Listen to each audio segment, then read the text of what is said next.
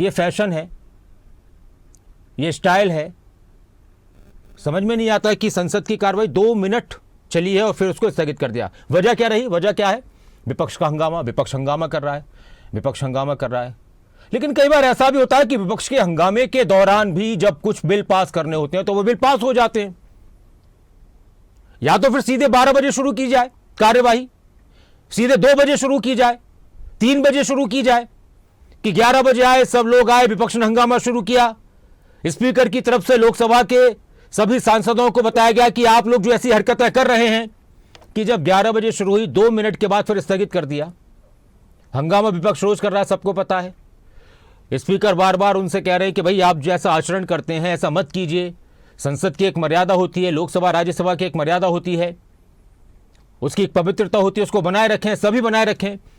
बिल्कुल सभी की जिम्मेदारी है। लेकिन ये जो शुरुआत हुई, शुरुआत के बाद सब लोग वहां पर पहुंचे, नाश्ता किया होगा, उसके बाद पहुंचेंगे, कुछ भाग रहे होंगे, कुछ जा रहे होंगे, कुछ आ रहे होंगे, कोई दूर से आए होंगे, कोई हो सकता है कि रात को कहीं चला गया हो।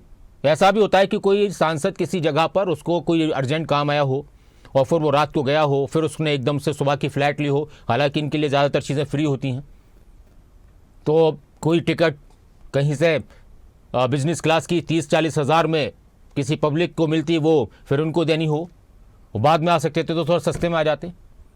नुकसान तो देश का हो रहा है।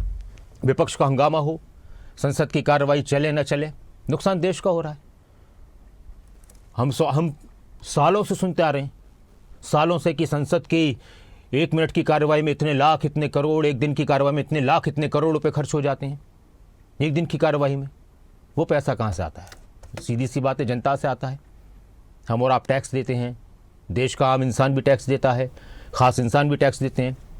लेकिन अब वो इस तरह से हंगामे की भीड़ चढ़ते रहे तो फिर फ़ायदा क्या?